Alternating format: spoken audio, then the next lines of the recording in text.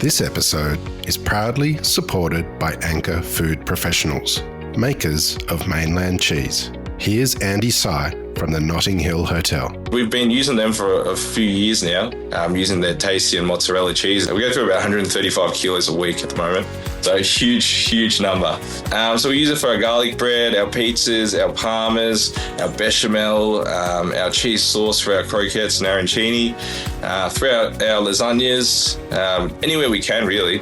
It's such a good product. You know, having the freshest chips to your fresh chicken to a freshly crumbed schnitzel and topping up with a really high quality cheese is amazing. For more information, go to anchorfoodprofessionals.com. As a department head, it's not just about cooking. It's all about like your insight, your direction. How do you ship the boat? This is the Deep in the Weeds podcast. I'm Anthony Huckstep. Designing a menu that not only leans on your creativity but works with the local clientele and the dining environment can have its challenges. How do you strike a balance between an indulgent offering to lure guests in and one that's healthy too? Yammi Cheung is the head chef of Talk Shop at Caption by Hyatt in Haymarket, Sydney. Yammi, how are you? Good. How are you? I'm good. It's good to get you on the show. You're giving yourself an interesting challenge of creating a indulgent yet healthy menu there. How are things going at the moment? Right now, hotel actually open for a month. And then we just promote our dining concept in our restaurant called Talk Shop. So we have different kind of burgers and bowls. So we make a contrast between like healthy and indulgent. So if you want an indulgent meal, of course, you could choose like a burger. So we have different kind of burger, like the classic burger and then the Asian-inspired burger. Or you could choose the healthy option from our bowls option, like miso salmon bowl, the chicken Caesar, or the vegan bowl called baked falafel. So right now we are quite busy on the breakfast time and then the dinner time as well. Tell us a little bit about Talk Shop and the concept behind it. Take us back to the beginning. So for the Talk Shop, it's not just the place for our in-house guests. So it's the place for everyone in the city.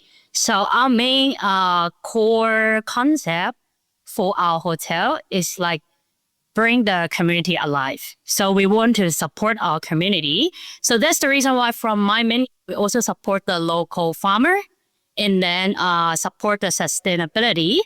That's why you could see so many like different kind of Sydney-based supply for the food. Like we support the local bakery called Sonoma, which is well-known premium brand in here. We use Australian beef, of course, and we support all the free-range pork and then the sustainable salmon in here. So we want a different generation to feel our contribution to environment and to our community. Being a restaurant in a hotel, is it hard getting that balance right to please the guests that are staying there and become part of the community as well? I think it's not the difficult part because for our hotel, we always put people at the first. We want to like see what they need and then we provide our service to the customer.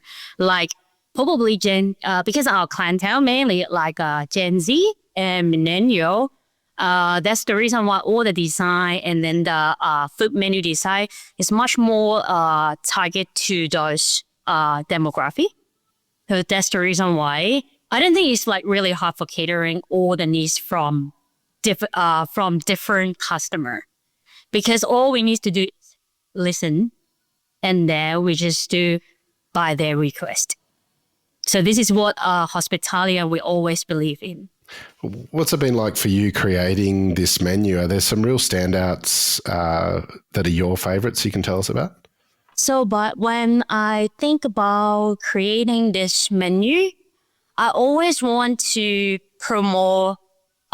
So for First of all, I need to talk about a little bit of my background. So I am a chef from Hong Kong. I think there is a similarity between Hong Kong and Sydney because we are the same of the multicultural city. And that's the reason why when I create this menu, I want to get different cuisine in the burger concept. And you could see we have a Japanese cuisine in here. We have the Hong Kongese cuisine in here and Chinese and all those Asian cuisine, but presented in a Western way. So when I back to creations, so our core concept from Hyatt Group, we always promote burger and bowls. So how I put my concept in here is just like bring out my culture and my personality into this menu. So this is how I create my own menu for the Talk Shop. And Talk Shop and Caption by Sydney is the first caption in this region. Is there one or two dishes that you can tell us about that really exemplifies what you sort of were just talking about? Yep. So I have a very strong foundation between like Asian cuisine and Western cuisine. And also because of my family background, because my grandma is actually a chef. We have a secret recipe so one of my breakfast items is actually from my grandma. So it's wonton noodle. So it's a kind of like a mama style wonton soup. That's the reason why I want to bring it and show the world and pass on my family legacy to here. Because we've been using this recipe for 50 years since my grandma as a chef. Yeah. And then my grandma taught my mom and my mom actually taught me, but we would cook together still. But unfortunately, my grandma is not here. So I really want to like show the world how my grandma cooks. And it will be the original recipe from grandma. And also what I said, because it's from Hong Kong. So Hong Kong, we have like so many Michelin star restaurants and then have so many good chefs from all around the world. So I learned lots of experience from different chefs. And that's the reason why when I create one burger called Phra Pao, it's a Thai flavor burger.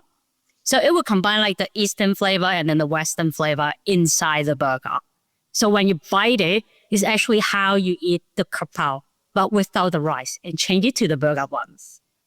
And you won't have the Pao burger from somewhere else. So it's only like exclusive in our hotels.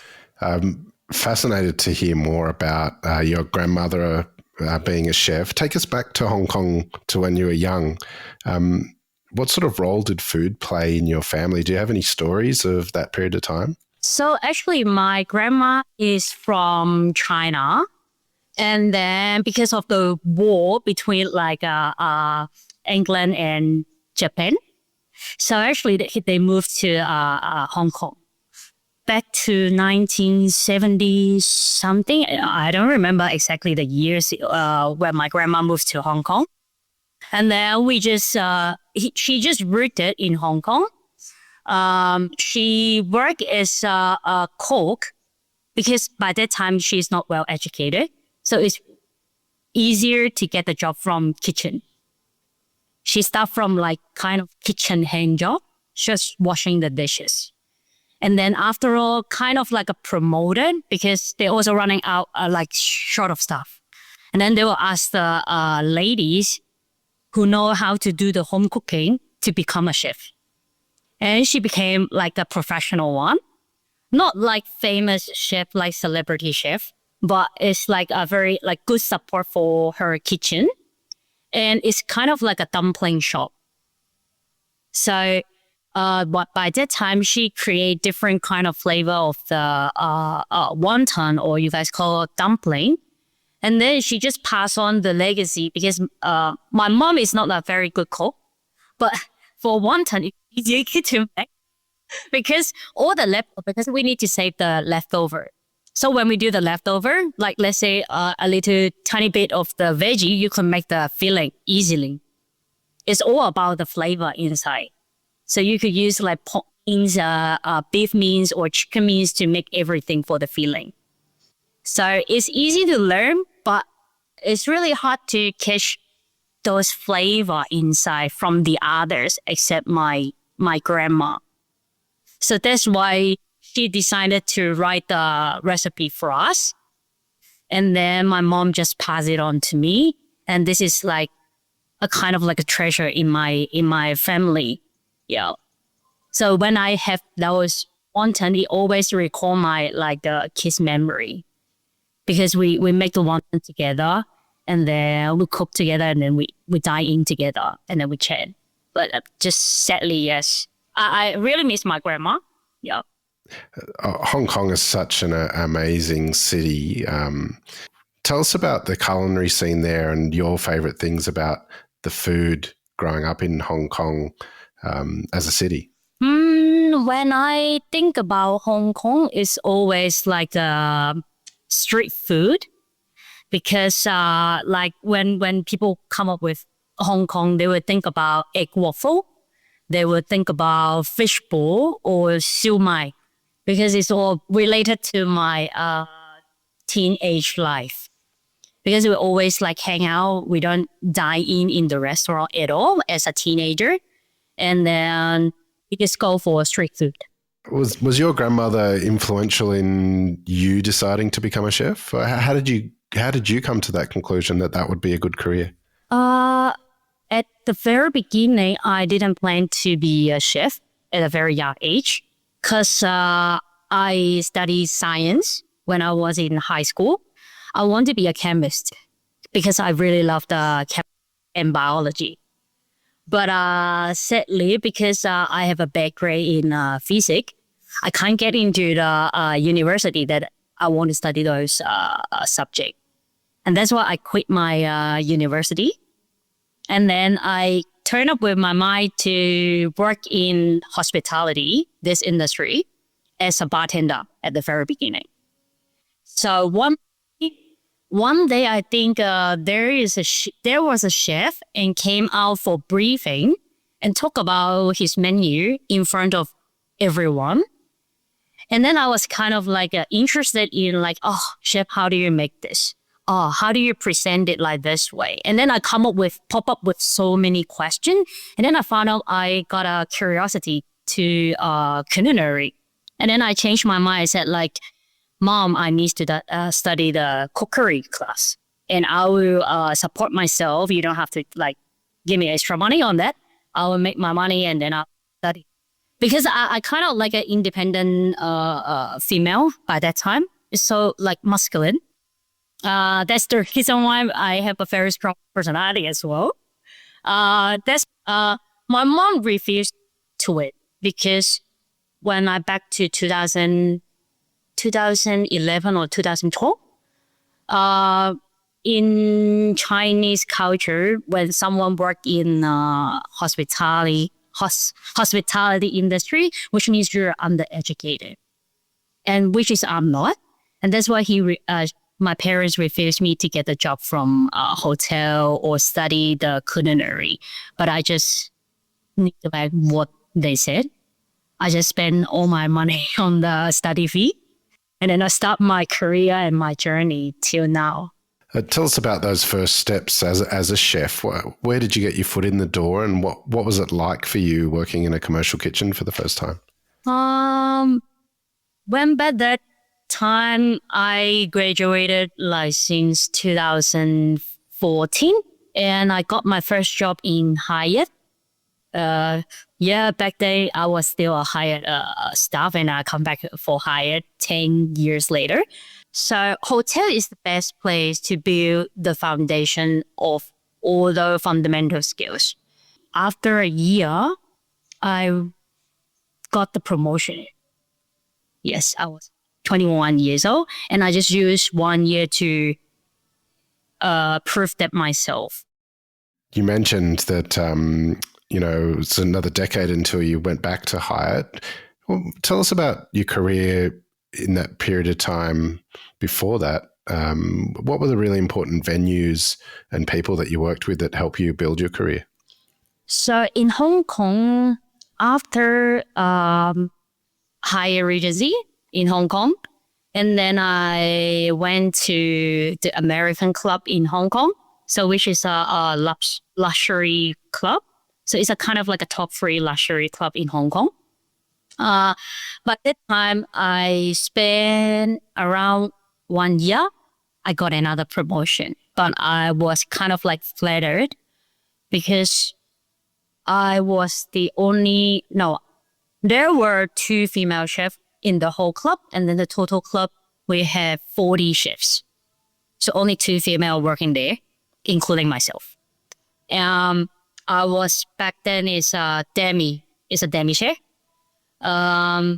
Suddenly one day, my executive chef like informed me like, oh, Yammi, I'm going to promote you to be my chef de partie in the steakhouse. So my club actually got 3 different kinds of restaurant. So one is the casual dining, one for banqueting, and then one for the steakhouse. So steakhouse is the top one in that club. And then I was like refused to take the offer. Because every time when I come up with a challenge, first feeling is denial.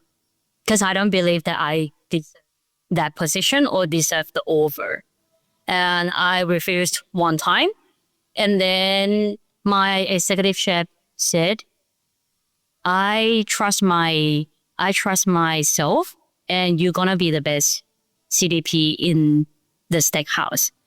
I know you don't have the cooking skill in Huck kitchen, but I believe that you will pick up very fast. And then the sous chef there kind of disagree with executive chef decision, and they discuss about like for 3 months about my promotion. Back then they had to promote me. I think for the first month it's really, really tough because I have no clue how to cook the steak. And every day we need to cook at least 100 steak within 3 hours. And it's really a suffering for me by that time because I cried a lot, and then all the frustration like in my head, and I can't get away with that. And I said like, you know what, chef, I want to quit my job because I'm not the best candidate that you look for, and I don't want to make the boat sink because I am kind of like a leader for the whole restaurant because everyone needs to look up to me and then listen to me, follow my flow, because steak is the main character and everyone needs to listen to the grill. And I don't think I'm able to do that. And they kind of like not physically slap my face, but they verbally slap my face. It's like, it's just one service, and then just one mistake. And then you just tell me you want to give. And we offer you the opportunity, we offer you the help, we train you. And just one day, you kind of mess up the service, and why you just don't let yourself go. We got you. And then I said like, okay, I'll stay a little bit longer. Turns out I'm okay. I was okay. I don't know how every time when I got struggle, I survived. But those struggling time, it killing me softly. But it is not a short period of time. Just like maybe somebody lives the same. Every time you suffer, you want to turn away. You know that there is a brick wall in front of you and you don't know how to like break it through. But because of my sous chef, they helped me a lot because I have 2 sous chefs by that time. So they do like training with all the service through the whole month with me.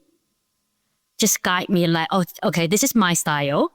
Okay, I will teach you that way. And this is my style. I'll teach you that way. So they let me to learn from both ways and then become my own weapon. And that's why I'm still using kind of like coaching method to my team.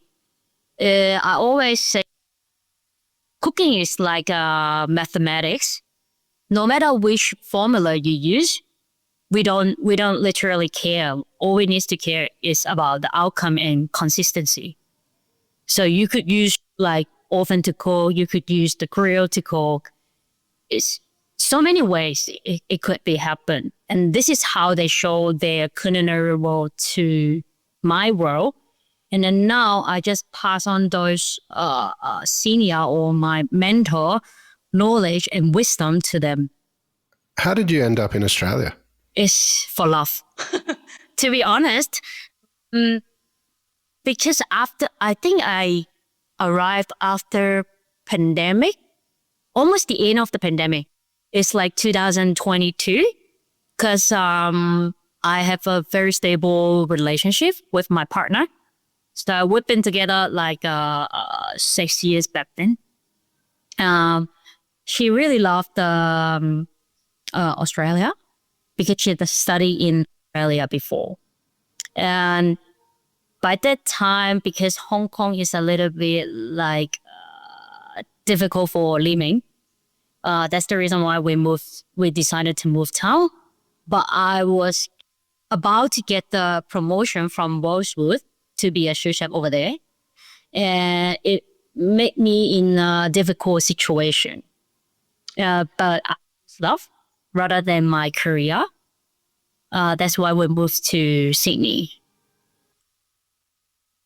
Yeah, kind of. Otherwise, I don't want to just like work for the career and then lose my love. Yep.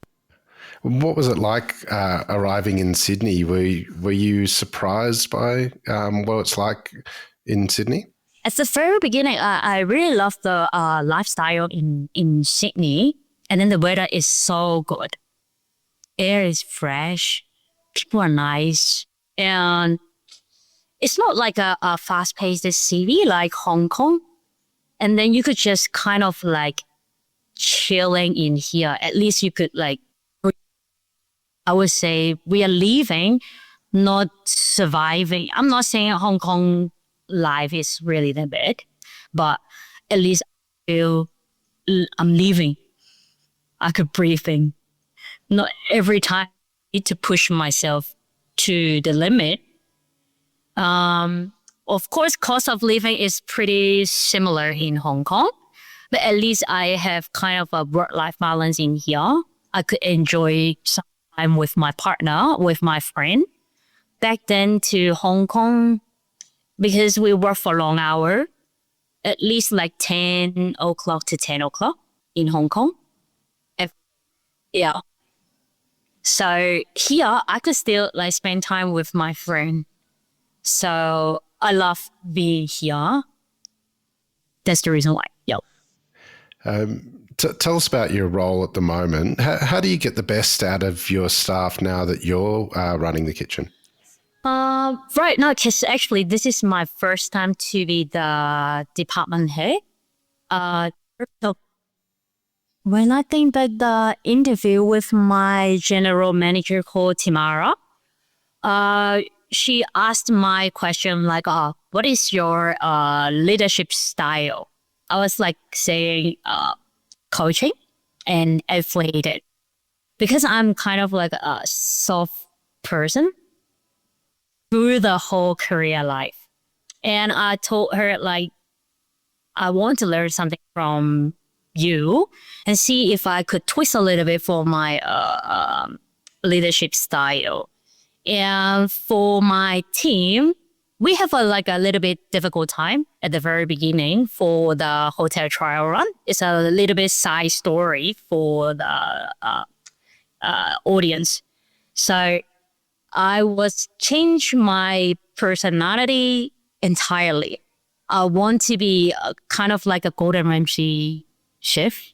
And that's why I give like very high standard because I really want this business to be successful and I hunger for it. And then I try to negate all the comment and then all the voices around me. I just want to get it done, my job.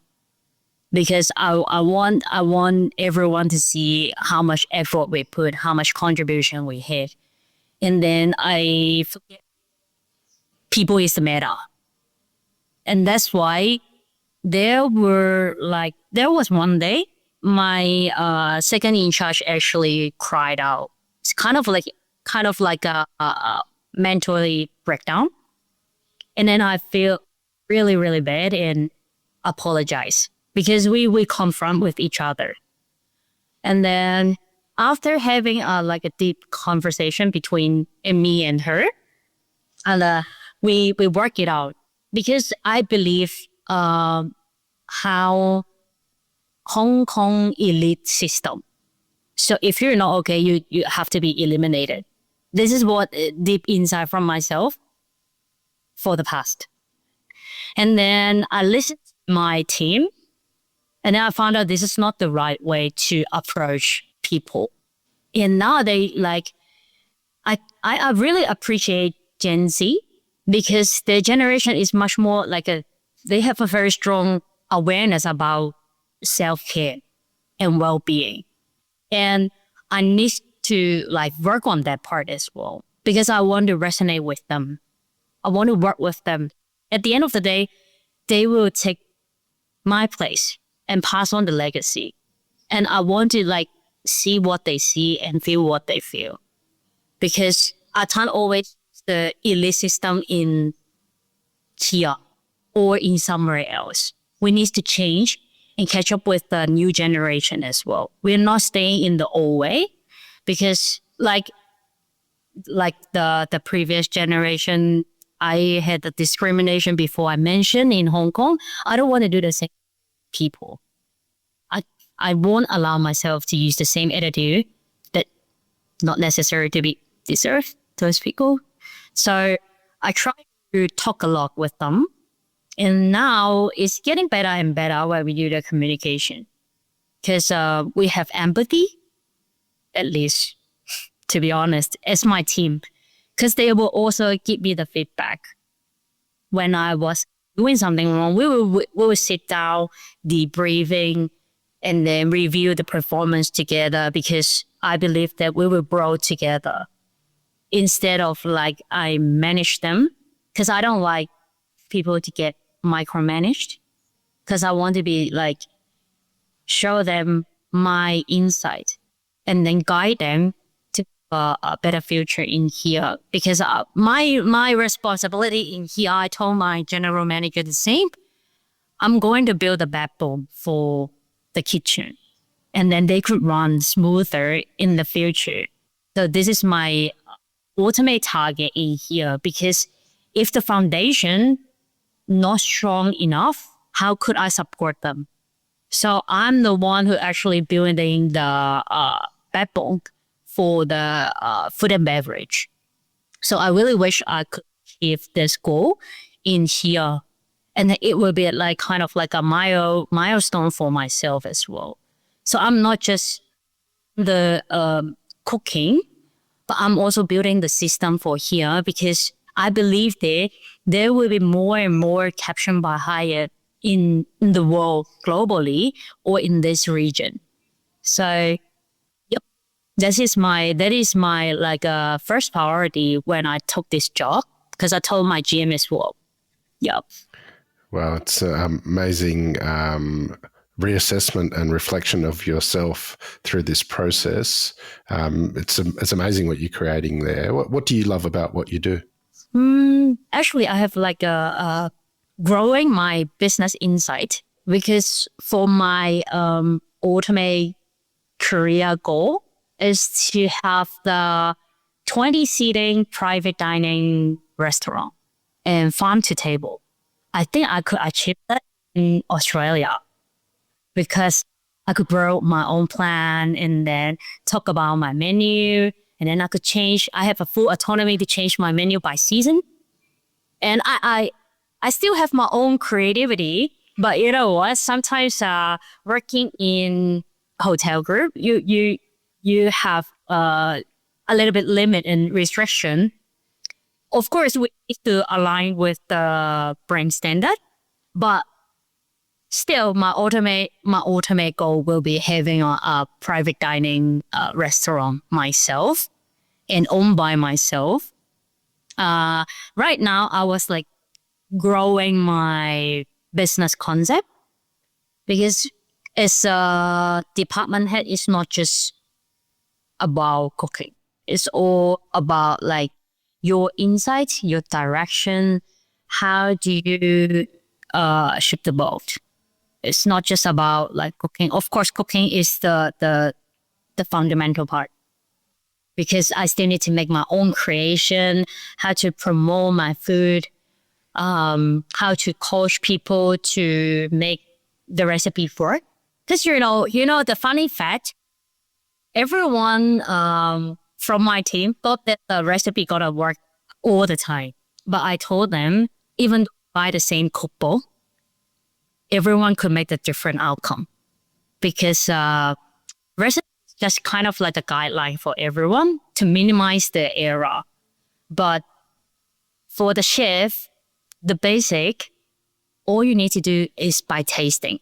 I still believe all the fundamental skills, because I start with, because when I start, I always use traditional way to cook, because we don't have fancy appliance by that time. And that's why we really focus on the fundamental skills. And nowadays, I think it's a little bit like pros and cons working in this generation, because you have all the advanced appliance to assist you. And people start forget how the principle work. And I always told my team, you need to learn the foundation, and then you're allowed to use the appliance. Because if you don't know the principle, how to make the sauce, then even I give you the appliance, how do you actually conduct your job? You don't. Because you don't understand the principle. Because every time when I learn, I need to understand the principle. Even though for my building up my business concept, I also look into the detail. Just like how to do the profit and loss. I need to understand what is the numbers behind. And it is all about self-learning. Because when I was young, I don't like people teach me a lot, because I want to do I start with my self-learning first. And then when I really, really struggle on one question or one issue, and then I'll ask for help. And that's why I said, like, I am kind of very independent woman, because first I won't ask for help. But now, after 10 years, I changed my mindset, because I know that teamwork is really important, and I always ask for help and show them as well. So it's kind of like a win-win situation for me, myself to learn, and for my team to learn. Well, Yammi, it's amazing what you're doing there, and an honour to have you on Deep in the Weeds to hear just a part of your story. Please keep in touch, and we'll catch up again soon. Yep. All good. Bye. This is the Deep in the Weeds podcast. I'm Anthony Huckstep. Stay tuned as we take a deep dive into the lives of the incredible people who ply their trade in the food and hospitality sector. Special thanks to executive producer Rob Locke for making this all happen. Follow us on Instagram at Deep in the Weeds Podcast, or email us at podcast@deepintheweeds.com.au. Thanks to executive producer Rob Locke for making this all happen. Stay safe and be well.